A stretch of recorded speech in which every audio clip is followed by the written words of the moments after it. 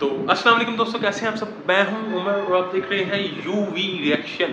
तो दोस्तों आज आपका भाई फिर से एक रिएक्शन करने जा रहा है एक नई और मज़ेदार वीडियो के ऊपर। तो आज मैं जिस वीडियो को रिएक्शन करने जा रहा हूं इसका नाम होने वाला है हाईवे हाईवे हाईवे और ये होने वाला है कोलकाता बैंकॉक हाईवे। इसको लिया जा रहा है दी मिस्टिका लैंड की तरफ से। इस वीडियो को पब्लिक हुए ऑलमोस्ट 3 दिन हो गए हैं और 40,000 व्यूज़ हैं इसके ऊपर। तो लेट्स सी, एक साइड पे मोदी जी की तस्वीर नज़र आ रही है और सेकंड पे जो है वो हमें हाईवे के निशान नज़र आ रहे हैं। तो चलें थोड़ा थोड़ा करके चलते हैं आज के इस रिएक्शन की तरफ। और इस रिएक्शन को ऊपर जाने से पहले अगर आपने अभी तक आपके इस भाई के चैनल को सब्सक्राइब नहीं किया तो सबसे पहले मेरे चैनल को सब्सक्राइब कर लें और देन हम स्टार्ट करते हैं आज के इस रिएक्शन को। तो चलें जी, let's jump to the video और लेट्स स्टार्ट। दोस्तों कोलकाता से सीधे बैंकॉक, वो भी बिना फ्लाइट के। यहाँ दोस्तों, और ये सब पॉसिबल होगा कोलकाता टू बैंकॉक हाईवे के जरिए। दरअसल 1360 किलोमीटर लंबी ये सड़क भारत, म्यांमार और थाईलैंड को आपस में जोड़ने का काम करेगी। ये प्रोजेक्ट भारत के पूर्व प्रधानमंत्री अटल बिहारी वाजपेयी के सपने को पूरा करने वाला है। क्या है अटल जी का ये ड्रीम प्रोजेक्ट, कैसे मिलेगा भारत को इससे फायदा और कहां कहां से गुजरेगी ये सड़क, चलिए जानते विस्तार से। दोस्तों अभी हाल ही में कोलकाता में बिम्स्टेक देशों यानी कि बांग्लादेश, भूटान, भारत, म्यांमार, नेपाल, श्रीलंका और थाईलैंड के बीच 2 दिनों की एक कॉन्फ्रेंस आयोजित की गई थी। इस कॉन्फ्रेंस में पार्टिसिपेट करने वाले म्यांमार और थाईलैंड के मिनिस्टर्स और ब्यूरोक्रेट्स ने ये जानकारी दी है कि कोलकाता से बैंकॉक तक बन रहे हाईवे का काम 3 से 4 साल के अंदर पूरा हो जाएगा। म्यांमार के मंत्री आंग नाइंग ओ के अनुसार वहां के हाईवे का अधिकतर काम पूरा हो चुका है, बाकी बचे अपग्रेडेशन के काम 2026 के आखिरी तक पूरे किए जाएंगे। वहीं दोस्तों थाईलैंड में बैंकॉक से मई सॉर्ट तक हाईवे का काम लगभग पूरा हो चुका है। यह 501 किलोमीटर का हिस्सा लगभग तैयार है। अगर इस हाईवे के रूट की बात करें तो यह कोलकाता से शुरू होता है, जहां से ये नॉर्थ में सिलीगुड़ी तक जाता है और यहां से ईस्ट की ओर मुड़ता है।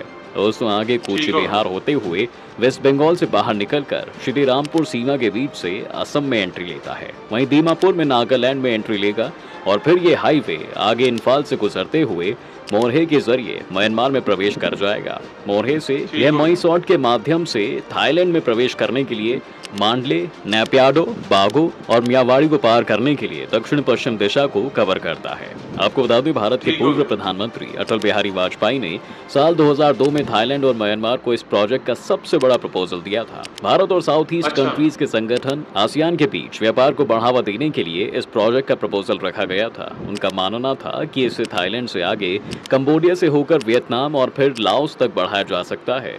इस प्रोजेक्ट को 2009 तक पूरा हो जाना था दोस्तों, लेकिन पैसे की कमी के चलते इसका काम आगे नहीं बढ़ सका। फिर मई 2012 में तत्कालीन प्रधानमंत्री मनमोहन सिंह की सरकार की तरफ से कहा गया कि भारत इस हाईवे को 4 लेन में बदलने और 71 पुलों को फिर से बनाने में $100 मिलियन खर्च करेगी, लेकिन 2014 तक ये काम नहीं हो सका।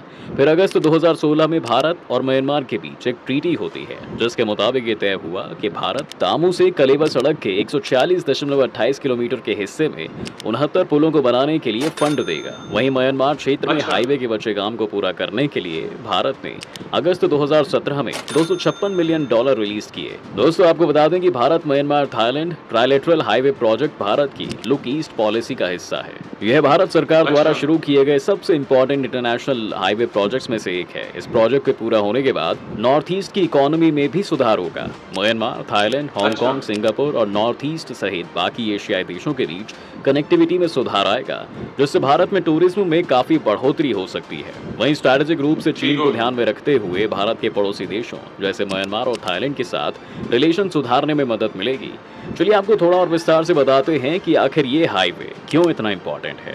दोस्तों कोलकाता बैंकॉक हाईवे इकोनॉमी के लिहाज से बहुत ही महत्वपूर्ण है, क्योंकि यह हाईवे भारत और साउथ ईस्ट एशिया के बीच बिजनेस और टूरिज्म को बढ़ावा देगा। इसके साथ ही ये मौजूदा सी रूट का ऑप्शन भी देगा, जिससे समय और लागत दोनों की बचत होगी।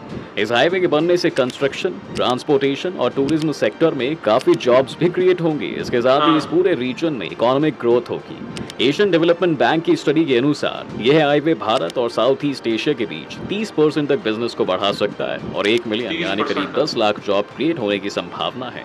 अब दोस्तों इसी स्टडी के अनुसार इस पूरे रीजन में एक्स्ट्रा $10 बिलियन जीडीपी क्रिएट होने की संभावना भी है। जी हाँ दोस्तों, इसके साथ ही इस रीजन में ये हाईवे बड़ी बड़ी कंपनियों को इन्वेस्टमेंट के लिए काफ़ी अट्रैक्ट करेगा। इकोनॉमिक बेनिफिट्स के साथ साथ इस हाईवे के कई सोशल बेनिफिट्स होंगे। जैसे बताया जा रहा है कि इस हाईवे के बनने से इस रीजन में जॉब क्रिएट्स तो होंगी, जिससे अनएम्प्लॉयमेंट और पॉवर्टी कम होगी। इसके साथ इस रीजन में रहने वाली उन कम्युनिटीज़ को बहुत फ़ायदा होने वाला है जिसके लिए अभी तक क्वालिटी एजुकेशन और हेल्थ केयर उपलब्ध नहीं थे। एग्जाम्पल के लिए म्यांमार के लोग भारत में आकर अच्छी हेल्थ सर्विसेज का फ़ायदा ले सकेंगे। इसके साथ ही इस प्रोजेक्ट के एनवायरमेंटल बेनिफिट्स भी हैं, जैसे इस हाईवे के बन जाने से शिप्स का यूज़ कम हो जाएगा, जिससे एमिशंस को कम करने में हेल्प मिलेगी और एयर क्वालिटी इंडेक्स में सुधार भी होगा। ये हाईवे ट्रैफिक को भी कम करेगी, जिससे भी पॉपुलेशन में कमी आएगी। अब इन सब के साथ ये हाईवे भारत को एनर्जी सिक्योरिटी देने में इंपॉर्टेंट रोल निभाएगा। साउथ ईस्ट एशिया से ऑयल और नेचुरल गैस को इंपोर्ट करने का भारत को एक ऑप्शनल रूट मिल जाएगा, क्योंकि जिस देश के पास जितने ही एनर्जी सोर्सेज के रूट्स हों वो उस देश के लिए स्ट्रैटेजिकली उतना ही इंपॉर्टेंट हो जाता है। भारत पिछले कुछ समय से साउथ ईस्ट एशिया में अपना प्रभाव बढ़ाने की कोशिश भी कर रहा है और कोलकाता बैंकॉक हाईवे उस दिशा में एक बड़ा कदम है दोस्तों। जी हाँ, इससे ट्रेड और ट्रांसपोर्ट के लिए भारत की डिपेंडेंसी चीन पर कम होगी और भारत को एक और ऑप्शन मिल जाएगा। चीन भारत का बहुत बड़ा बिजनेस पार्टनर तो है, लेकिन दोनों देशों के बीच बहुत ही कड़वा रिलेशन भी है। दोस्तों, टूरिस्ट डेस्टिनेशन के रूप में बैंकॉक भारत के लोगों के बीच पहले से ही काफी मशहूर है। ऐसे में इस हाईवे के बन जाने से दोनों ही देशों के बीच टूरिज्म किस लेवल तक बढ़ जाएगा, आप इस बात का अंदाजा लगा सकते हैं। जी हाँ, ये हाईवे भारत और थाईलैंड के बीच कल्चरल एक्सचेंज को भी खूब बढ़ावा देगा। दोनों ही देशों का एक शानदार इतिहास और संस्कृति रही है। सीधे हाईवे बन जाने से दोनों देशों के लोगों के लिए एक दूसरे के कल्चर के बारे में सीखना आसान हो जाएगा। इससे दोनों देशों के बीच रिलेशन और भी मजबूत होंगे। आपको बता दें कि वर्ल्ड टूरिज्म ऑर्गेनाइजेशन के अनुसार भारत और थाईलैंड ने 2019 में एक दूसरे से $1.3 बिलियन कमाए। इसमें से भारत ने वहां के टूरिस्ट से $600 मिलियन कमाए और थाईलैंड ने इंडियन टूरिस्ट से $700 मिलियन। जी हाँ दोस्तों, इस सड़क को बिम्स्टेक प्रोजेक्ट के जरिए बनाया जा रहा है। लेकिन आखिर क्या है ये बिम्स्टेक? चलिए इसके बारे में भी थोड़ा सा जान लेते हैं। दरअसल इसका पूरा नाम है Bay of Bengal initiative multi sectoral technical and economic cooperation. यह भारत के लिए बहुत ही महत्वपूर्ण संगठन है जो कि साउथ एशिया और साउथ ईस्ट एशिया को जोड़ता है। इसमें फिलहाल 7 देश आते हैं: भारत, भूटान, नेपाल, बांग्लादेश, श्रीलंका, म्यांमार और थाईलैंड। शुरुआत में इसमें 4 देश थे केवल: बांग्लादेश, भारत, श्रीलंका और थाईलैंड। बाद में इसमें म्यांमार और फिर आगे चलकर 2004 में इसमें भूटान और नेपाल को भी शामिल कर दिया गया था, जिसके बाद इसका नाम बिम्स्टेक रखा गया। इस संगठन की स्थापना बैंकॉक डिक्लेरेशन के तहत 1997 में की गई थी। अब दोस्तों, बिम्स्टेक का मेन पर्पस साउथ एशिया और साउथ ईस्ट एशिया के बीच टेक्नोलॉजी और फाइनेंशियल सपोर्ट को बढ़ावा देना है। इसके साथ ही सभी मेंबर्स देशों के बीच ट्रेड में आने वाली दिक्कतों को कम करना भी है। ये संगठन टूरिज्म, इन्वेस्टमेंट, टेररिज्म जैसे मुद्दों पर भी आपस में बातचीत कर सॉल्यूशन ढूंढती है। बिम्स्टेक इस हाईवे के अलावा कालादान मल्टी मॉडल प्रोजेक्ट पर भी काम कर रही है। Kaladan multi modal transit transport project Kolkata से म्यांमार और फिर म्यांमार से मिजोरम तक का रास्ता है। इसमें समुद्र, नदी और जमीन तीनों रास्ते शामिल हैं। कोलकाता पोर्ट से समुद्र के रास्ते म्यांमार के सितवे पोर्ट तक का रास्ता है। इससे आगे कालादान नदी का रास्ता और फिर म्यांमार से मिजोरम को जोड़ने वाली सड़क है। 2008 में इस प्रोजेक्ट को मंजूरी मिली थी और उस वक्त इसकी लागत 535.91 करोड़ रुपए आने का अनुमान था। 2015 में ये लागत बढ़कर 2,904 करोड़ रुपए हो गई थी। इसका पूरा खर्च भारत उठा रहा है। प्रोजेक्ट में लगातार देरी भी हो रही है। इसकी डेडलाइन कई बार बढ़ चुकी है, लेकिन अभी भी काफी काम बाकी है और अब माना जा रहा है दोस्तों कि यह 2031 तक पूरा हो जाएगा। पोर्ट तैयार हो गए हैं और सड़क पर काम चल रहा है। कोलकाता से सितवे पोर्ट तक की दूरी 539 किलोमीटर है। सितवे से कालादान नदी के जरिए पलेतवा का रास्ता 158 किलोमीटर का है। इसके आगे 129 किलोमीटर लंबी सड़क होगी। इसमें 88 किलोमीटर की सड़क भारत में है। इसके बन जाने के बाद कोलकाता से मिजोरम की दूरी करीब 1000 किलोमीटर कम हो जाएगी। यह भारत को साउथ ईस्ट एशिया से जोड़ने का रास्ता तो होगा ही, जिससे व्यापार के नए मौके मिलेंगे। इसके अलावा यह स्ट्रेटेजिक रूप से भी काफी इंपॉर्टेंट है। दरअसल भारत के नॉर्थ ईस्ट तक बहुत ही छोटा सा रास्ता है। यहाँ तक जाने के लिए पश्चिम बंगाल के सिलीगुड़ी कॉरिडोर से ही जा सकते हैं। इस पर हमेशा चीन की बुरी नजर रहती है, तो ऐसे में यह एकमात्र रास्ता अगर ब्लॉक हो जाए तो भारत की दिक्कतें बढ़ सकती हैं। दोस्तों, चीन के साथ जब 2017 में डोकलाम में विवाद हुआ था, उस वक्त से यह चिंता बढ़ गई थी कि चीन नॉर्थ ईस्ट से भारत का संपर्क काट सकता है।